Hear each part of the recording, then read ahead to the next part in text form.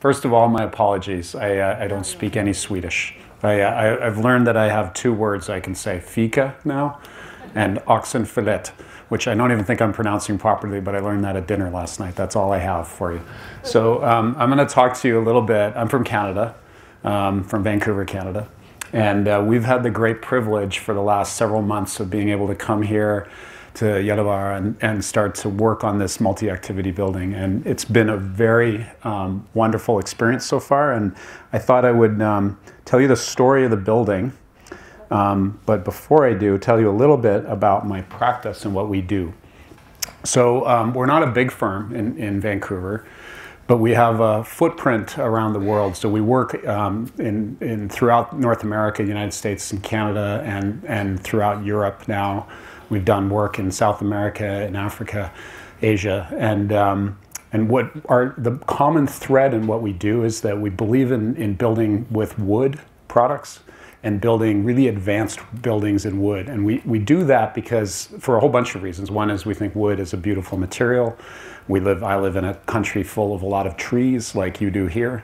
And that's part of the economy to use wood. But it's also because wood is this amazing material that makes the planet, ultimately, if we use it and harvest it properly, it actually helps us sequester carbon and address climate change. So I often think about it, and if you see the program, the little quote comes from a TED Talk that I gave on the subject of building big buildings in wood, tall buildings in wood. And the little quote that is on your program is that using wood is like putting Mother Nature's fingerprints into a building. And it's not only because if you look at a slice through a piece of wood, it's fingerprints, but it's really that it creates this natural environment for us. And so I'll just hit go here and show you just a slideshow that will run here, and I'll just talk to you about it. Our practice uses, we build in lots of different materials, and especially in wood, but we also build lots of different types of buildings.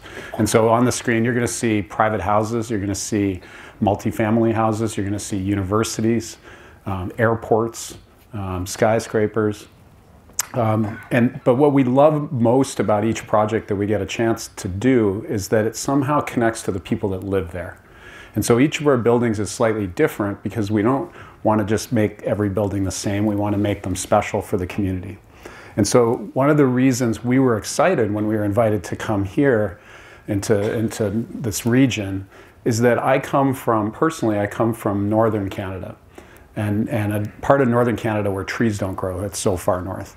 And there's very few Canadians that actually come from that far north in Canada. But it's part of me to be in the north, and it's been part of our practice that we like working in northern communities where we have unique challenges, but also I think people that are very warm and friendly people inherently because they live in a community where you rely on each other.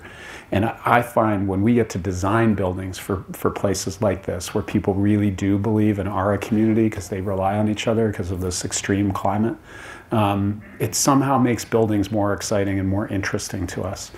Some of our buildings, by the way, are kind of unique. This is the tallest wood building in the United States. This is the tallest wood building in Canada. Now we're building much, much taller, and you'll see in a few minutes the tallest building in the world that we're working on in Paris. And we're sort of, each project, as I say, is quite different, but the projects that matter the most to us are projects like this one. This was a proposal for 34-story tall wood building in Paris, and this is a new project in Paris we're just starting.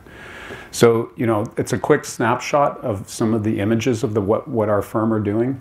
But as I say, what we feel fortunate for is being able to work on a project like this one where the people, the connection to the community, and the diversity of the uses of the building will really, I think, make a huge difference to the way people live here in Gällivare.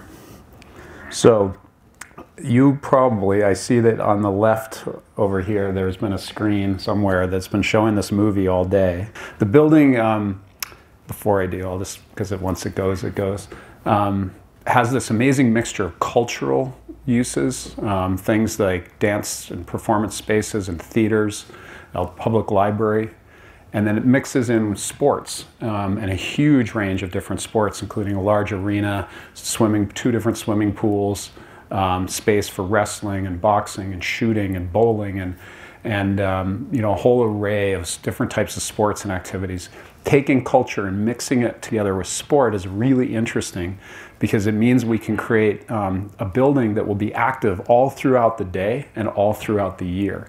And so whether you're sports oriented or culture oriented or both, you're going to find if you live here that this is it really becomes the central space for the community.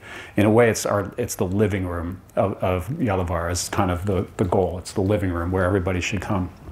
And I'm going to hit play here, and then I'll sort of describe to you what you're seeing and the different types of uses and spaces in the building that we're really excited about.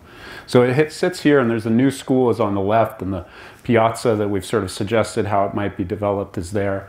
And it's broken down into these big spaces with the arena, library, the theater, and the pool here as a diagram. And it's based on the idea that everybody should come to the middle, and in the middle there should be a fireplace. And it's the idea of gathering, especially in the winter. But the building should work in the summer by opening its doors to the outside, and in the winter by closing its doors and making you feel warm in the center and part of this hearth because it's part of the community. So as we go through the movie here, we're going to spin down to the ground, and we're going to sort of enter the building. Underneath what you see there, that big box above is the library building. So it's a big beacon and a lantern on the piazza, and this movie goes very fast, but we enter and there's an area that welcomes you, and then this central space that starts to be, and these are early sketches by the way, but the central space with a fireplace that people can gather. There's cafes and restaurants and a bar and lots of areas where people can sit and watch different activities and gather together. This is an arena where there's multiple courts with a wrestling area there, and up above offices. In the corner, there's a skate park and a big climbing wall. And some of these designs are still changing, but there's sort of a lot of very fun and interesting ways that these sports activities are going to be engaged. This is the next entrance to the building at this corner, and you can enter here right into where that climbing wall is, which is now actually going to be a tower in the middle. And walk down a corridor here that has bowling and shooting, and on the right, a swimming pool that's for laps swimming. And on the right, even further to the right, an adventure pool, which is for families. And then you can go back upstairs and you're in the middle of that great hall once again, and sort of being able to be, see everybody and gather in the main central space. Now what we're going to do is climb that stair and take you up into the library next. And when we get into the library, we have this version hasn't developed it, but this will be a very animated space for fun areas for children, fun areas for adults, quiet areas to read, but also areas to chat and talk to your friends. And then the last area is we're going to spin around is the third door, the third major entrance to the building, which is on the north side. And that big glass box on the right, that's where there's this fun adventure pool. There'll be big slides inside there for children to play in. So this is looking into that swimming pool. And on the left here, as we spin around, you're going to look down into the other swimming pool, which is for swimming laps. And across the way, you can see wrestlers, you can see the arena. All throughout the building, the idea is that you should be able to see people, that we want this to be a building full of animation, that people are kind of activating it all the time, so it doesn't sit empty. It's always a lively space where you always see someone moving through the building or watching activities. And now we're back in the middle once again. So that video is a very quick snapshot for you. And I guess I wanted to talk to you about a couple more things before I step off the stage. And that's that to make a building like this requires much more than a team of architects and engineers. Our job in general is to listen to you, the communities here, to be able to understand what is it that you want out of this building, and who are you as a community? How do you see your future? So I often think of it that 100 years ago, the center of every city was a big church, and people would gather in the church.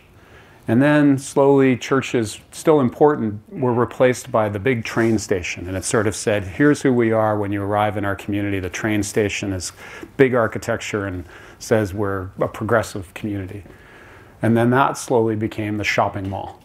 And it became sort of where people gathered was the shopping mall. But this is the future of this community. It's a building with all of these unique activities, which very few communities get to have a project like this. And I know Kiruna has a similar one, but there's very few communities that get to have a space that has so many different activities gathered together to bring people together. So that in itself is a very exciting part about this. But the building we design, no matter what it looks like, doesn't really become a great building until the people that live here activate the building, move into it, decide how they're actually going to use it. And so we tried to create spaces in the middle, the big central space, where people could gather together and use it in unique ways and create new traditions for the community. Big dinners that people we call them potluck dinners, where everybody brings a dish and sits down, and we set up big tables and the central hall becomes a massive dining room for a special occasion.